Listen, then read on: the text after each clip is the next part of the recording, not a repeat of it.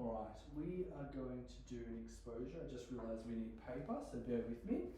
We're going to do an exposure on a script, which is really, really common in ERP because I'm going to use this one anyway, Jess. That's fine. There we go. Because OCD has all these wild and wonderful intrusive thoughts that we can't test, right? In this scenario, we're going to do a really quick exposure. And again, you wouldn't do it on a whiteboard, you'd probably just do it on paper. Jess is Kate, the client. She has informed us that she's having intrusive thoughts that my family's going to die, and so she has these rituals of my family are going to be okay, everyone's okay, and that goes around in her head all the time. And so we did in the exposure hierarchy, and we found that that's a good exposure for us to do. So I'm going to go into therapist mode, and I'm going to explain to Kate what we're going to do, and we're going to do it for around 5 minutes. Every time I actually do this, I get out my phone, I put the clock on. I generally say if you don't have a clock on, you're probably not doing exposure response prevention. So that's a good tip for people as well. So Kate, today we're going to do your first exposure, and we're going to get you to do something that is challenging. And every minute I'm going to ask you what's your SUDS from 0 to 10, and then I'm going to mark it on here. What we're looking for is that the anxiety goes up, then it plateaus, and it comes down this lovely hill, and that indicates to us that exposure and response prevention is going to be a good treatment for you. So what you're going to be writing down is over and over, my family are not okay, that you're going to die. Before we start, what's your SUDS going into this, Jess? I'm probably at like an 80 right now. Cool. Yeah, feeling a bit nervous. Alright.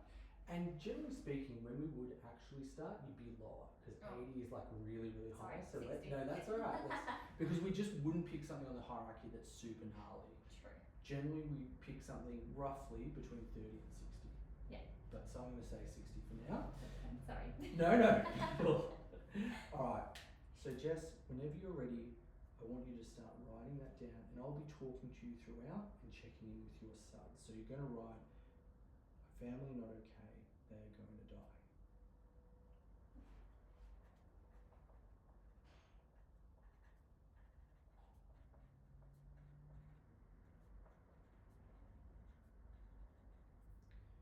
And as you're writing, I want you to focus on what you feel.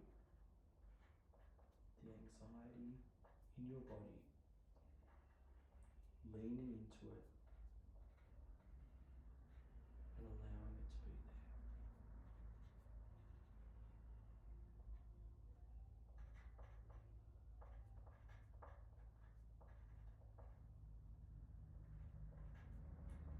I want you to write slowly and mindfully, noticing each word that you write.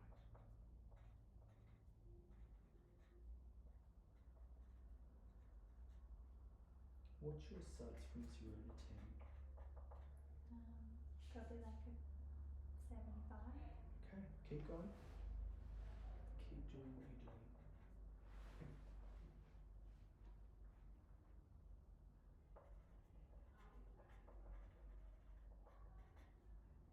Be fully present as you write this down. Leaning into the uncertainty and anxiety of the moment.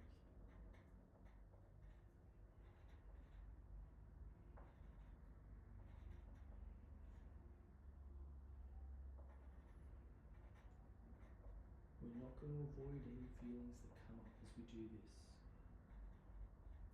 If you have any thoughts that bring you away from the activity, just keep present. Feel the anxiety that you feel.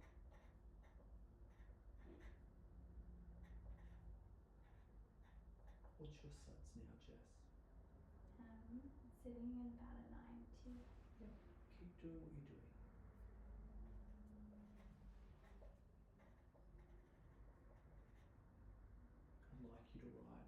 30% slower now.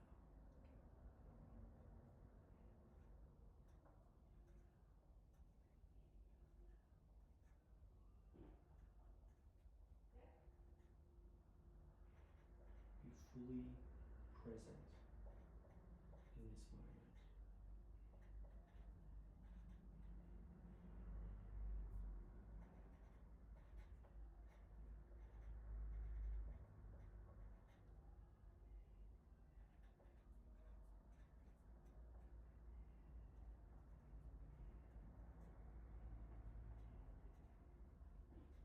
What's your suds now, Jess? Kind of sitting around like a 90. Yep. Keep going, keeping that pace, that slower, mindful pace.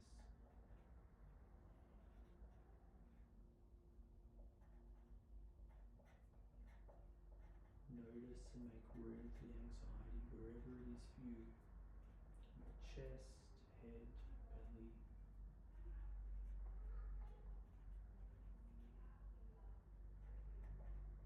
Leaning into the anxiety that you feel.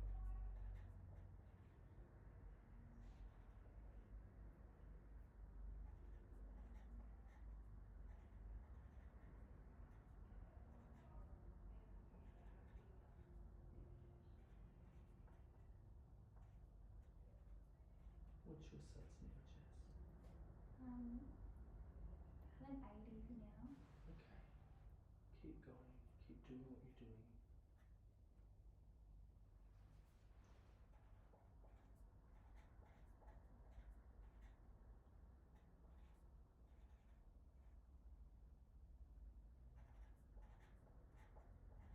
Continuing to feel the anxiety. We're not avoiding it. We're actually keeping present with it this whole time.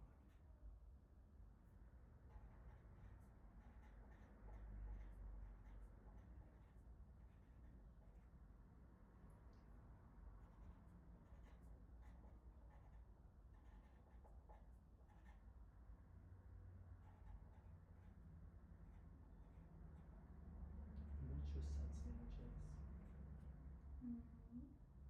I think it's around like a 70. Feels like it's starting to come down. Okay. Keep doing what you're doing.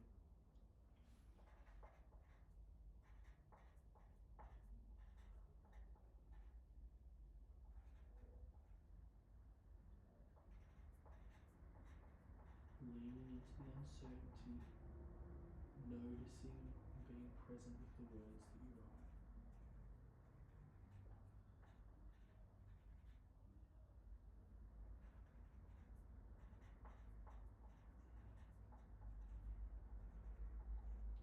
Slightly slower as well, Jess, as you write and getting to the bottom of the page.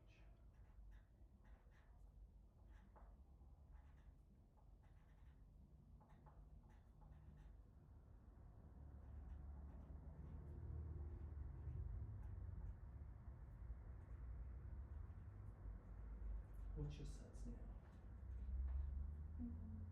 Around 65. Okay. We'll do it for one more minute and then we'll finish up. I want you to be fully present with your anxiety as you feel this.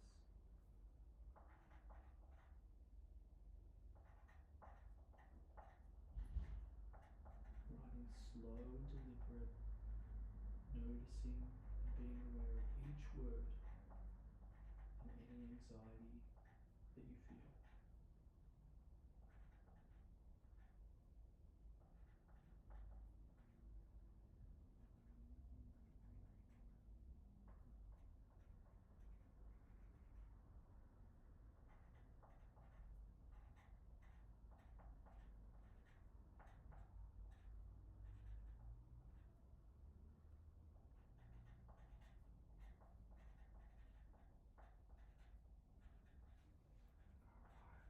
What's your suds now, Jess? Still feels around the same, around 65. Good job. Alright. Tell you one thing, we got that exact hump that we were looking for. The anxiety to come up, flatten out, and then come Now, what's also very important, other than noticing that exposure response prevention does work for you and your OCD, is your learning. You did something really scary there. I assure you've never done that before. And it's a bit weird, isn't it? You did a great job. Yeah. What did you learn doing that? Yeah, I guess that my anxiety actually does go down and that, it doesn't just stay, even though it felt like it was going to stay there forever, it actually did start to come down. Yeah. And did you avoid it at all, or were you really like approaching this? I feel like I was avoiding it a little bit at the start because I was writing really fast, and I felt like the faster that I wrote it, then I didn't have to think about it. But when you were saying to slow it down, then I started to think about it more. Okay. And that's about the time that it started to plateau, didn't it? So the more that you were avoiding it, actually the higher the anxiety was going. Because we weren't really testing if something bad was going to happen. So go slow and anxiety reduces. Okay. So this is what I'd love you to do, okay? Doing exposure response prevention, unlike normal therapy, is more like going to the gym. Every day for 3 days, I want you to write that out for 6 minutes. I'm going to give you this worksheet that looks exactly like this. Every minute you're just going to mark on there what level your SUDS is. You're going to have a little phone next to you, so each minute you know. And then you're going to bring it in. Here's the exciting thing though. You're only going to do that 3 times. The next time you do it, it's going to look like this. The second time, it's going to look like that. The third time, it's going to look like that. And you're going to come to me and say, this is boring. Within 1 week, the thing that is the most terrifying thing ever is going to be boring because you did this 3 more times. Is that something that you think that you'd be able to do between now and the next time you catch up? Yeah. Awesome. Alright, well, finish the role play. And Jess, as the psychologist and human being, what did you learn or reflect about that? That is the same thing that I do in every exposure response prevention, except that the person does something different. Yeah. I think it's really, I guess you sort of talking through it, because even like I said before, like I was writing really fast, and then I didn't realise that I was like writing so fast, and then when you kind of said to be mindful and to like write the words slower, I imagine that would probably be a similar experience to what clients probably have, like especially if avoidance is their go-to sort of thing, even though it might not, I guess, look like avoid, you know what I mean, like they might not realise it's avoidance. I think I liked that sort of talking, I guess just sort of talking through it throughout. I don't know, sorry for that, I'm not being super clear. Notice it's pretty boring on what I'm doing, right? Yeah. Like I'm just saying, lean into the anxiety, lean into the uncertainty. Also, it wasn't until you finished that I said you did a great job. Anytime you said, oh, it's going down, in my head I want to go, oh, good job. And I want to praise you, but we're not doing that because we're putting the OCD in the front and center and doing the thing to prove that, you know, he's not real. I just want to highlight one thing. Even in this role play, here's the therapist SUDS. I actually have SUDS that go up and go down. And every client, I've done this 100 times because it's fucking weird to get people to do these things. My SUDS goes up and goes down, and I'm working on regulating it, right? And if you're noticeably getting more anxious, you weren't there, but some clients do, they really have a hard time.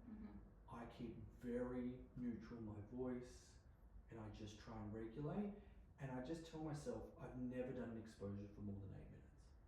It's never happened. Sometimes within the first 4 minutes, they're going to plateau and come down. And then they only need to do it 3 more times and it's really done. Cool. I'm going to finish up the recording. I hope that brief exposure was helpful to the audience at home.